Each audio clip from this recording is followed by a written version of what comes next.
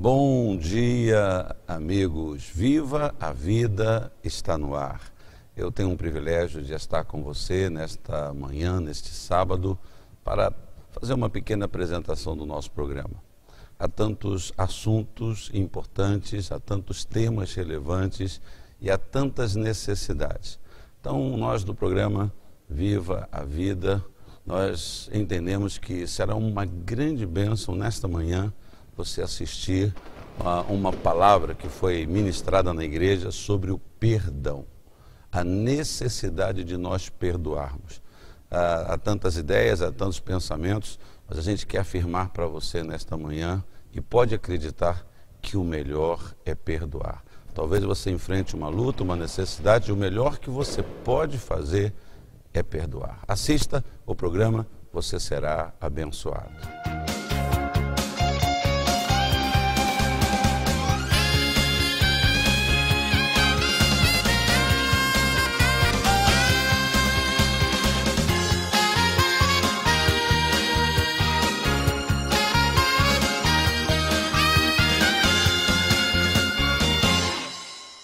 Vamos meditar na palavra de Deus. Meu assunto é perdão. Eu falei de perdão semana passada e vou continuar falando de perdão nessa manhã. Não sei se o texto está aí, Mateus capítulo 18? 18? Deixa eu ver se é 18.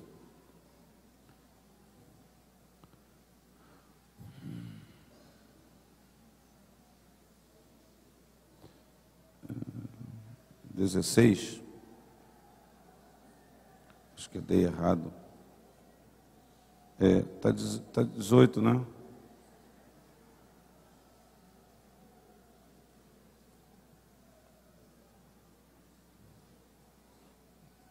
É 18?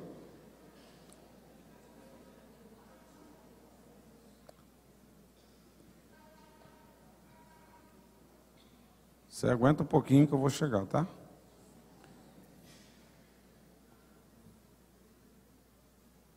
18, 23, achou? Amém. Diz assim: por isso o reino dos céus é como um rei que desejava acertar contas com seus servos. Quando começou o acerto, foi trazido à sua presença um que lhe devia uma enorme quantidade de prata.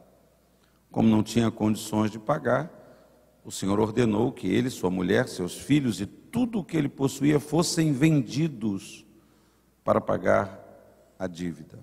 O servo prostrou-se diante dele e lhe implorou: tem paciência comigo e eu te pagarei tudo. O senhor daquele servo teve compaixão dele, cancelou a dívida e o deixou ir. Mas quando aquele servo saiu, encontrou um dos seus conservos que lhe devia 100 denários. Agarrou-o e começou a sufocá-lo, dizendo: pague-me o que me deve. Então o seu conservo caiu de joelhos e implorou-lhe: tenha paciência comigo e eu lhe pagarei. Mas ele não quis, antes saiu e mandou lançá-lo na prisão, até que pagasse a dívida. Quando os outros servos companheiros dele viram o que havia acontecido, ficaram muito tristes e foram contar ao seu senhor tudo o que havia acontecido. Então o senhor chamou o servo e lhe disse: servo mau, cancelei toda a sua dívida porque você me implorou. Você não devia ter tido misericórdia do seu conservo como eu tive de você? Irado, seu senhor entregou-o aos torturadores até que pagasse tudo o que devia. Assim também lhes fará meu Pai Celestial, se cada um de vocês não perdoar de coração a seu irmão. Pai querido, fala conosco através desta tua palavra, Pai. Nós vamos daqui a pouco estar participando desta mesa, desta ceia, e que a obra que o Senhor fez na cruz, a obra que o Senhor fez na nossa vida, que ela possa ser inspiração, que nós possamos vivê-la, entendê-la, porque se negarmos o perdão, estaremos dizendo que não entendemos, que não sabemos, que não mensuramos, sabemos medir o grande perdão que o Senhor derramou sobre as nossas vidas. Fala conosco e ser glorificado nas nossas vidas, em tudo, em nome de Jesus, e que todos digam graças a Deus. Tem um pastor muito conhecido no Brasil, psicólogo, pastor Fábio Damasceno. Ele escreveu um livro chamado A Psicologia do Perdão. Eu vou ver se eu disponibilizo uma quantidade. A Kátia comprou esse livro, ela está fazendo um curso e ela me deu para ler, embora eu não tenha ainda lido o livro todo, mas como eu estava escrevendo e meditando sobre perdão, já há umas 2 semanas, 3 semanas, o livro me atraiu e eu comecei a ler, não terminei de ler, e eu quero nesse início citar algumas frases desse livro do pastor Fábio Damasceno. Ele escreveu lá num dos capítulos: Jesus, em todo o Evangelho, nunca pediu para perdoar. Foi sempre uma ordem. Perdoar foi sempre um imperativo de Jesus. Jesus disse: perdoai. Jesus não disse: por favor, ô fulano, faz isso não, perdoa ele. Não. Escreveu o pastor. Escreveu também: o perdão é o miolo do processo de cura interior. Ele disse: não há outro princípio em Cristo Jesus para o amadurecimento, para a comunhão com Deus, senão o princípio do perdão. E disse tantas outras coisas que, permitindo Deus, a gente vai compartilhando aqui para os irmãos. Deixa eu voltar aqui especificamente para a explicação da parábola, a aplicação desse ensinamento de Jesus. O rei da parábola, o senhor da parábola contada por Jesus é o Senhor Deus, né? Eu entendo que muitos irmãos já sabem, já têm esse entendimento da parábola, mas eu vou mencionar para aqueles que talvez nunca tenham até lido, ouvido este ensinamento. Os servos com que ele deseja acertar contas somos nós que conhecemos a sua palavra, nós que o servimos e o seguimos. A nossa dívida, à semelhança do servo da parábola, era muito alta, pois diz a própria palavra de Deus em Romanos 6, 23, que o salário do pecado é a morte. Então, Deus cancelou a nossa dívida, né, com a sua morte, o seu corpo, seu sangue derramado, seu corpo sacrificado. Deus cancelou a nossa dívida, livrando-nos da condenação eterna. E enviando o seu filho, fez isso, enviando o seu filho para morrer na cruz por nós. O valor da dívida, da nossa dívida, era realmente muito alto. Custou o sangue de um inocente, que foi Cristo Jesus, como está lá em 1 Pedro, capítulo 1, versículos 18 e 19. Os conservos da parábola são aquelas pessoas que nos ofendem. Os conservos são aqueles que nos caluniam, são aqueles que nos perseguem, são aqueles que desejam a nossa derrota, produzindo assim uma dívida para conosco. São situações em que a nossa reação deve ser, sem dúvida, de perdoar e de amar estas pessoas. Então, analisando o caráter daquele servo que recebeu o perdão, mas que não perdoou, nós podemos observar a falta de várias qualidades importantíssimas para uma vivência cristã, né? Uma vivência, porque a nossa vivência implica em convivência. Não vivemos sozinhos, não vivemos isolados, não é? Então, ao analisar um pouquinho o caráter do servo, a gente pode observar a falta, a ausência de algumas qualidades para essa vivência cristã. A primeira, falta de reconhecimento. Ele não soube, ou falta de gratidão, né? Ele não soube reconhecer o quanto ele foi perdoado pelo seu Senhor. O texto, o ensinamento de Jesus, fala que era uma dívida impagável, caríssima. Teria que vender tudo que ele tem, vendê-lo como escravo, vender a sua mulher, vender os seus filhos, para talvez não desse para pagar a dívida. Então, faltou este servo reconhecer o quanto, valorizar o quanto ele foi perdoado pelo seu Senhor. Quando eu e você, queridos, não conseguimos enxergar como foi grande o perdão de Deus em nossa vida, por isso que uma coisa chamada mérito humano, pessoal, é uma coisa que nos atrapalha. Alguns de nós podem pensar que nós fomos perdoados porque nós merecemos, porque nós tivemos algum mérito no processo de perdão.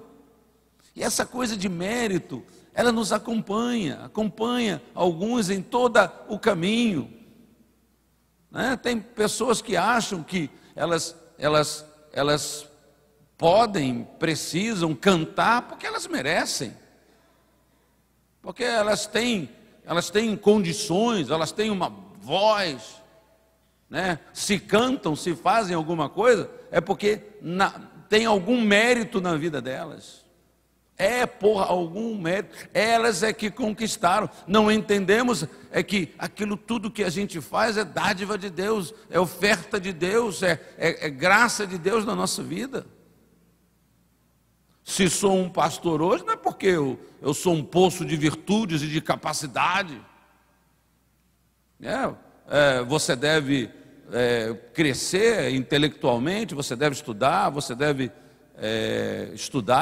fazer uma faculdade, você deve acumular conhecimento. Alguém disse que conhecimento não ocupa espaço. Você pode estudar a palavra de Deus, você pode fazer um curso de teologia. Isso não quer dizer que você vai ser pastor. Não, eu já me formei. Ô bispo, eu já fiz teologia, e agora? O que você vai fazer comigo? Vou te dar um abraço, dar parabéns, comprar uma caneta para você. A pessoa acha que há méritos na vida dela. Não, é porque é isso, é porque é aquilo. Ué, quantos de nós, quantos crentes hoje acham que o fato da oração, por exemplo, não, se eu oro, o outro não ora. Então eu oro tantas horas, Deus vai ter que me ouvir. Quantos pensam que as suas obras, não é? Que as suas atitudes corretas que geram santidade na vida dele. Ora, as nossas boas obras, elas têm que ser fruto da santidade de Deus na minha vida. Eu não oro mais e mais e mais para que eu seja mais santo. Eu oro para ter comunhão com aquele que me fez santo. É reflexo.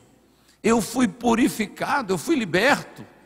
Ele coloca em mim fome e sede. Mas há alguns que pensam, não, deixa que eu vou pavimentar o meu caminho de santidade. Eu vou construir aquilo. Eu dou dízimo, eu faço isso, eu faço aquilo. Você está entendendo? Então, esse assunto, a gente não consegue, às vezes, praticar, obedecer como o servo da história, porque nós não reconhecemos, não valorizamos o quanto nós fomos perdoados. Quando a gente não consegue enxergar como foi grande o perdão de Deus, nós podemos cair neste mesmo erro de não perdoar as falhas, às vezes muito mais insignificantes, que são cometidas contra nós. Ah, não, tem que pagar. Segundo, falta de humanidade. O servo parecia ter tido uma memória bastante curta, ele esqueceu de que ele não estava preso. Ele saiu da presença do Senhor dele, ele foi na rua, ele esqueceu que ele não estava preso porque o seu Senhor usou de muita misericórdia para com ele. A única razão dele não estar na cadeia, a sua mulher, os seus filhos. Isso também é um perigo, quando nós esquecemos quem éramos e que, se hoje somos alguma coisa, é pela graça infinita de Deus. Se podemos fazer alguma coisa, é pela bondade e misericórdia do Senhor. Se somos livres, libertos, se não há condenação para mim e para você, se o diabo não pode chegar, não é? E jogar na cara todos os seus erros e todos os meus erros e os nossos pecados, é pela graça de Deus, não é? Se isso não me toca ainda, se eu não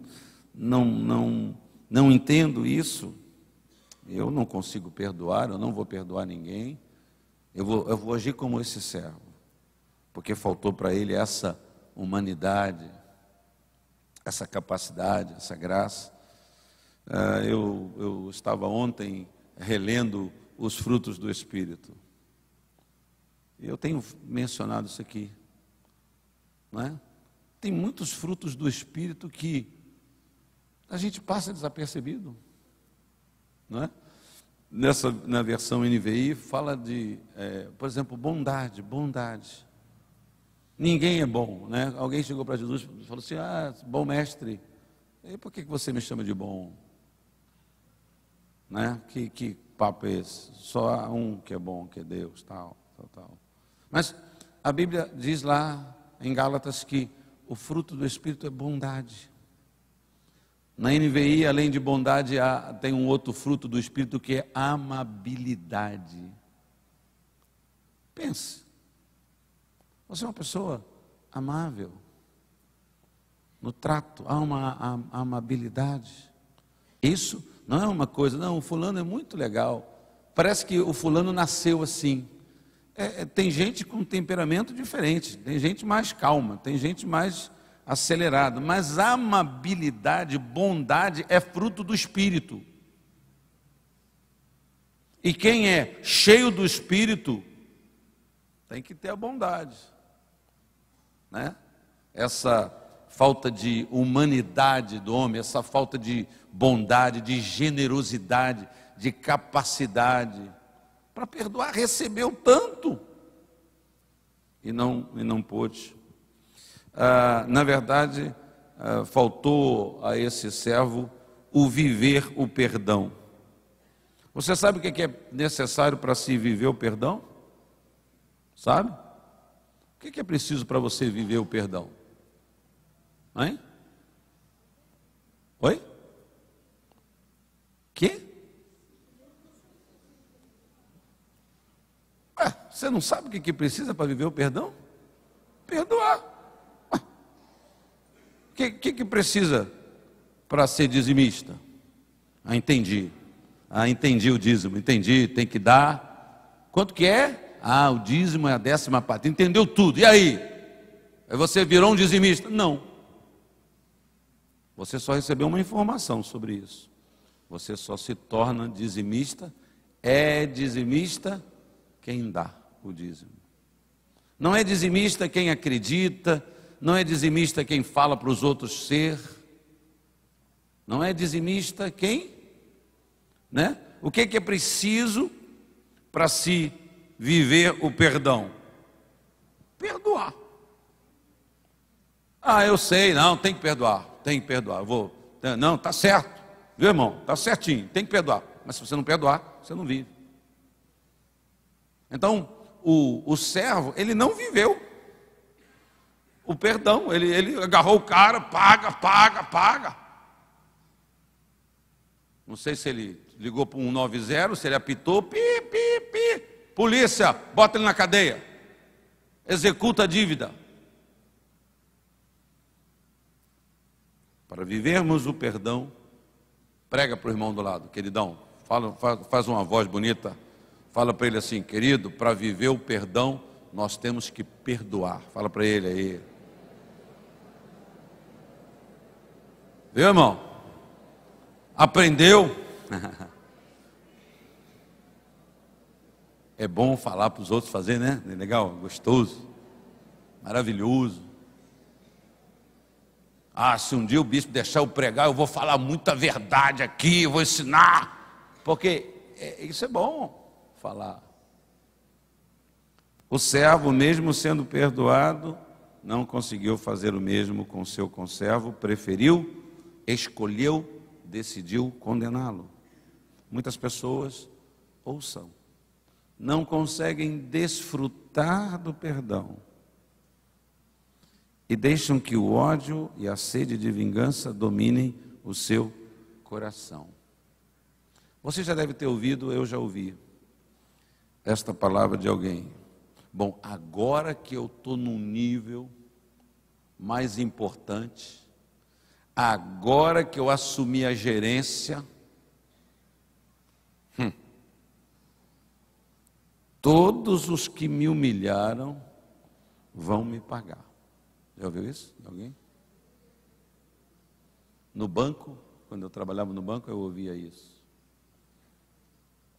Aliás, eu já contei isso aqui, eu brinquei, eu fiz muitos amigos no banco, e eu era mais novo, garoto, rapazinho, e eu fiz uma carreira, de sorte que, quando eu entrei no banco, quem era chefe superior a mim, eu passei a pessoa, porque a pessoa já tinha uma certa idade, ele estava parada, o banco não tinha interesse na carreira daquele funcionário, que já estava numa idade, você sabe como é que são essas coisas, e eu, rapaz, promovendo, e um cara que era muito meu amigo, me ajudou muito no banco, quando eu entrei no banco, foi apresentado a ele, com 14 anos, ele disse, esse aqui é o senhor fulano, ele é o chefe da conta corrente, o nome dele era José Joaquim, esse é o José Joaquim, ele é chefe da conta corrente. José Joaquim era um homem muito brincalhão, ele me olhou sério e falou assim, cuidado comigo, garoto. Eu morria de medo dele, porque ele falou assim, abre o olho comigo, hein, rapaz? Eu falei, caramba, o que esse cara vai fazer comigo? Ele só me ajudou, foi um grande colega, um grande amigo, trabalhamos juntos. Mas aí depois eu passei na carreira bancária, eu tinha uma posição superior a dele. Então eu chegava para ele e falava para ele assim, agora você imagina se você tivesse me prejudicado aqui nesse banco, hein? Eu não tinha motivos para problema com ele, mas eu falava isso para ele, está vendo? Agora, rapaz, eu estava frito na minha mão. Mas quantas pessoas têm problemas e quando elas ascendem, quando elas prosperam, elas têm esse sentimento, agora chegou a minha vez. Agora chegou a minha vez. Fulano me humilhou, fulano me pisou, fulano não me deu oportunidade, agora eu vou fazer isso. Veja só, essa pessoa não vive a bênção de ter sido promovida. Porque ela tem esse pensamento, ela não desfruta. Ela não tem aquela alegria de dizer assim, poxa, vou melhorar meu salário, vou aumentar a mesada da minha mulher, vou pagar uma escola melhor para os meus filhos. Ela não pensa naquela bênção. Mas ela se enche de amargura. Uma coisa boa acontece. Por quê? Porque aquela pessoa não conseguiu perdoar. Não conseguiu se livrar daqueles sentimentos. Se o servo tivesse perdoado o conservo, ele viveria o maravilhoso perdão dado pelo Senhor. Se ele tivesse perdoado, Do que ele está falando? Rapaz, o Senhor me perdoou, cara. Imagina, a minha dívida. Nem me vendendo tudo, eu ainda ia ter que trabalhar, eu ainda ia ter que fazer, mas ele ia viver aquela alegria, ele ia viver aquele gozo, aquele prazer. Mas como é que você acha esse cara? Você acha esse cara com raiva, querendo cobrar do outro? Você acha ele perturbado, conturbado, agitado? Não! R$100, poxa, tem paciência comigo, eu vou te pagar R$100. Não! Condenando o seu conservo, ele condenou a si próprio. Pois quando nós não perdoamos os outros, nós condenamos a nós mesmos. Quando você não perdoa o outro, você está se condenando. O que a falta de perdão gera? A falta de perdão causa danos terríveis, tanto no campo espiritual como no campo físico. No campo físico, doenças, úlceras nervosas, rigidez muscular.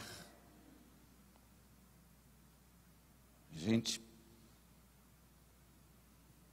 às vezes o cara está, né? Tem alguém que você nem pode mais ver na sua vida. É alguém que você tem que perdoar.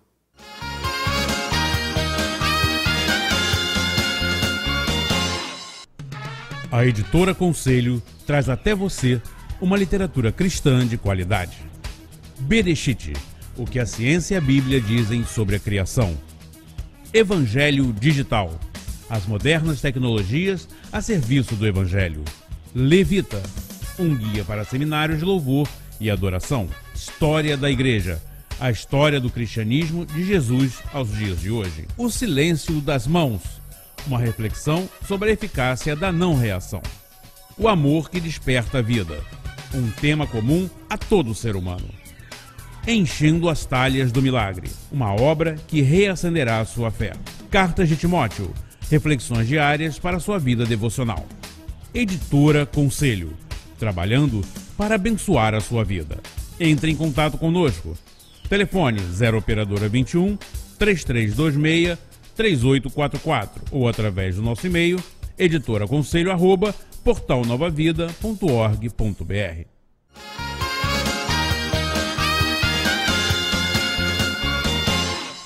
Pois é, eu espero que essa parte do nosso programa tenha sido uma grande bênção na sua vida e que motive você, inspire você a no próximo sábado, pela manhã, aqui na Bandeirante, você voltar a nos assistir para você ouvir a segunda e última parte desta mensagem. Ligue para nós, escreva para o nosso programa, visite uma das nossas igrejas e saiba de que nós temos orado por você, orado por todos aqueles que assistem o nosso programa.